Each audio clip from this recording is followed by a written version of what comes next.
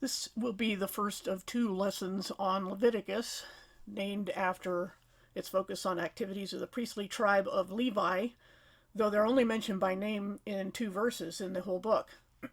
So it is the third book of the Pentateuch or Torah and continues where Exodus leaves off with detailed instructions from God to Moses, not just for the priesthood, but also for the people. And this lesson will be all overview because Leviticus needs a lot of context.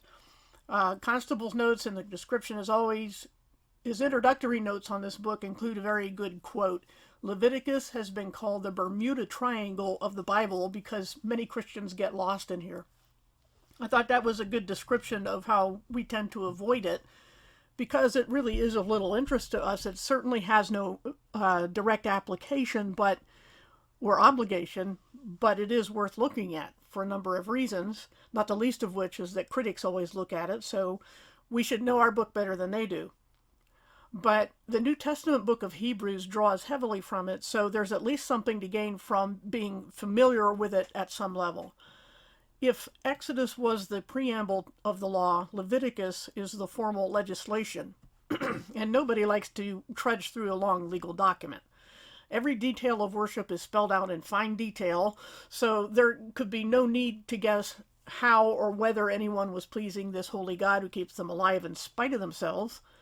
Unlike other religions where the adepts and priests hold secret knowledge that the unwashed masses are deemed unworthy to receive, the Levitical system is written out for all the people to see, so they can keep the priests in line because the authority comes from God, not from them. And they all had access to the writings. But keep in mind that what we as Christians can take from this study is the emphasis on holiness and respect for God, not that we must know and practice this law for ourselves. Hebrews 7 explains that with a change of priesthood comes a change of law, and as Jesus taught in parables, you can't mix the old and the new. But above all, the sheer volume of details makes Jesus' fulfillment of it that much more impressive.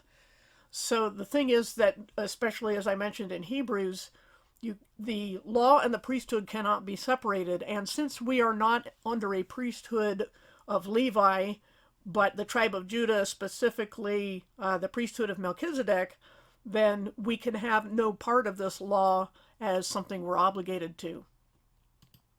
Constable also points out that to us today, Leviticus reads in a haphazard and repetitive way, but in fact the various chapters and sections each have their own literary structure, just as any legal document would have.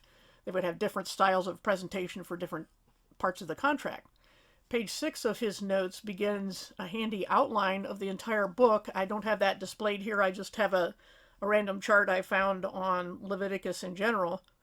But you can go there to the link in the description and check out his outline. And I won't be going verse by verse through Leviticus as I have for Genesis and Exodus, but only pick out particular areas of controversy or difficulty.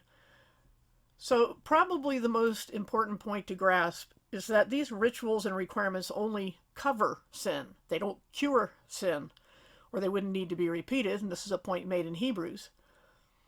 We could think of this as renting out or leasing legal pardon until actual payment in full could be made at the right time through Jesus, who shouted that very legal term, paid in full, on the cross at the very moment it was being shouted out by the priest sacrificing the Passover lamb. A lot of people don't realize this. It isn't brought out that the Greek word is tetelestai, and I don't remember the Hebrew word, but this is what the priest would shout out as he sacrificed the Passover lamb. And that's what Jesus said on the cross, paid in full. That's what it means. Not just it is finished, but paid in full. The debt is paid, the obligation is met. And the sacrifice of animals, which actually began when God covered Adam and Eve with animal skins, illustrates the substitutionary atonement of the innocent for the guilty. There's no escaping this. A lot of people don't like substitutionary atonement, but that's what the Bible teaches from start to finish. Our society bristles at such an idea on the surface, yet we practice it on some level ourselves. For example, if a child breaks a neighbor's window, It is the parents who make restitution, since the child can't, and the child is not a responsible party under the law. The child has no income, no means of replacing the window, is not mature enough to deal with the issue. That's why parents have authority over them, and the parents also bear responsibility for them. So this is a substitutionary atonement in a way, because someone, an innocent party, is covering over the wrong done to someone else and on their behalf, and it wouldn't be fair to leave the window broken, the neighbor uncompensated, because it wasn't their fault either. Even though it wasn't a deliberate act, the neighbor is due restitution for lost property. So we shouldn't have a problem with the concept of substitutionary atonement. So this is a matter of inability to pay, not a method of teaching children to be reckless and irresponsible, provided, of course, that the parents then discipline the children responsibly, so teach them not to make the same mistakes. It's an act of mercy both to the child and to the neighbor as the injured party. In the same way, God provided a way for Israel to compensate him for their offenses on credit, so to speak, rather than striking them dead at the first offense. And as with the child needing to see how much it costs the parents to replace the window, so also the Israelites needed to see the terrible price of rebelling against their Creator. That's why animals die. They are innocent. The innocent dying for the guilty, because there's an injured party who needs to be compensated, and the price is high because we cannot pay it. We are like the child in that scenario, and Jesus is like the parent, paying it for us. But like anything else put on credit, payment eventually comes due, and the Israelites would be forever unable to make it, just as we are, so they would need to be redeemed. And of course, it isn't just Israel who would need help, so God would also pay the ransom for the whole world held under the power of the evil one, leading to reconciliation between God and all mankind. These 3 R's, redeem, ransom, reconcile, sum up not only the laws of Moses, but also the reasons Jesus had to sacrifice himself. So we've got 4 R's there. 3 of them are the reasons, the justification for the 4th. Redeem, ransom, reconcile are the reasons Jesus had to die and why the sacrifices had to be made in the meantime, and they pointed to him. Now this may be a good point to define some terms. Pardon or forgiveness takes away the penalty of a crime, but not the guilt. Whereas justification takes away the guilt as well, like it didn't happen. There's a difference between the two. Justification means dropping the charges completely. It's not on your record. But to drop charges when there's still an injured party to compensate would be unjust, unless the injured party accepts the pardon out of mercy. What this means spiritually is that the laws of Moses could bring pardon or forgiveness, but God as the injured party is still owed something only the perfect, sinless God-man could provide. And that's reconciliation with the souls he created. But what does it mean to be sanctified? Its literal meaning is to be set apart or aside, and it includes the idea of being separated or distinguished for a spiritual purpose, good or bad. But it can be also applied to objects and animals and days being sanctified, so it isn't necessarily a term of morality or restraint from sin, but more of an identification. At the very least, it signifies the intent or beginning of a spiritual task or state. Ideally, it also includes the completion of that task or maturity in reaching that state. So that's what it means to be sanctified as opposed to justified, according to what I can get out of the Bible. And Paul puts it all together in 1 Corinthians 6:11. He says, you were washed, you were sanctified, you were justified in the name of the Lord Jesus Christ and by the Spirit of our God. This accomplishment of Jesus is the final goal that the laws of Moses could never reach, but only rent. So the laws of Moses served to sanctify and at least temporarily pardon the people of Israel, but they can't justify them so they could live forever in God's direct presence. Now we need to address the current resurgence of the Hebrew roots movement, which teaches that Christians must obey at least some of the laws of Moses, not to be saved necessarily, some of them will say that, others not, but because it's how we please God, according to them. Yet passages such as Romans 7:1 and Galatians 2:11 through 21 make it very clear that such a teaching belittles Jesus' sacrifice, since in Christ we died to the law. How can we please God by taking to ourselves a law that was not only specified for the nation of Israel alone, but was superseded by Jesus' sacrifice? When Paul confronted Peter, it was not because Peter was trying to save or justify himself, but because he had lapsed back into practicing the laws of Moses. We cannot please God by doing something that got Peter a rebuke, and a public one. Context is everything, and the context of the laws of Moses and the whole Levitical system is the nation and people of Israel with a physical temple in a physical place on earth, the practice of which would bring physical blessings to the people and the land, and the neglect of which would bring physical curses. Some quote Habakkuk 2:4 to claim that salvation, quote unquote, was by faith in the Old Testament, but it doesn't say that. It says the righteous people live by faith, not go to heaven by faith. So that's a really weak proof text.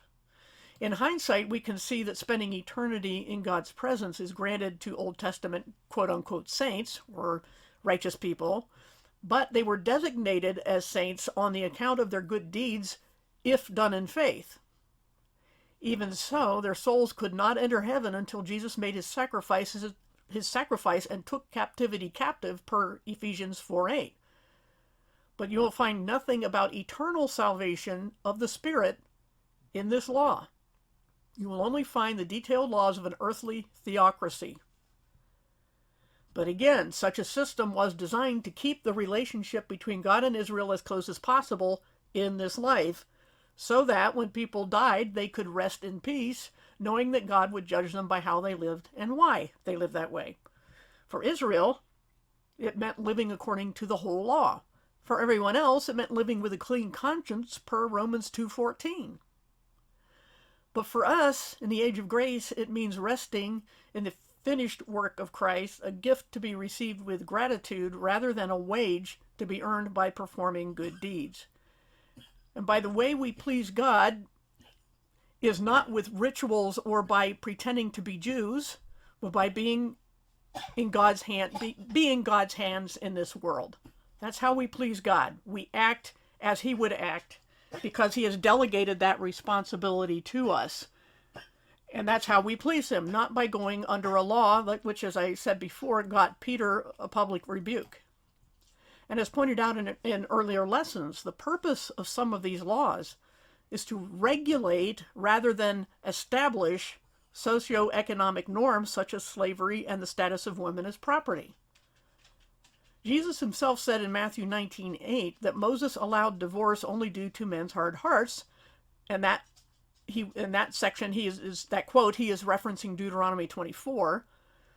And God's habit is to always choose the lowly and despised, to humble the proud and esteemed, and that is per 1 Corinthians 1:27-29.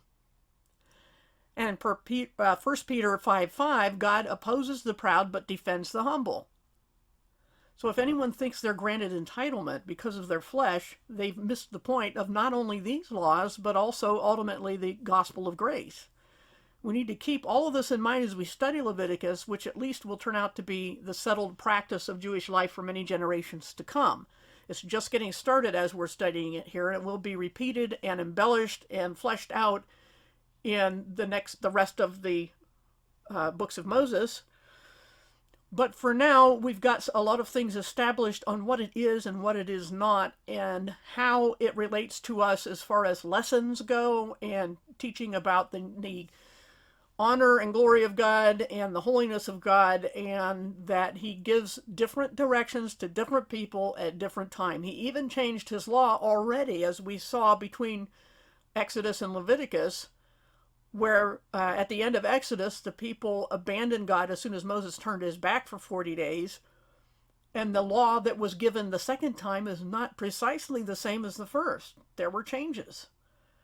So God does change how he relates to us. Yes, faith must always be involved if we want to spend eternity in heaven with him. But for now, these laws are for a specific earthly people. And it had to do with earthly blessings and curses. And I think it goes without saying that if a person is being blessed in this life and they die in that condition, enjoying God's blessings because of what they've done and why they did it, then they will, in fact, be with God for eternity. And the opposite is true as well.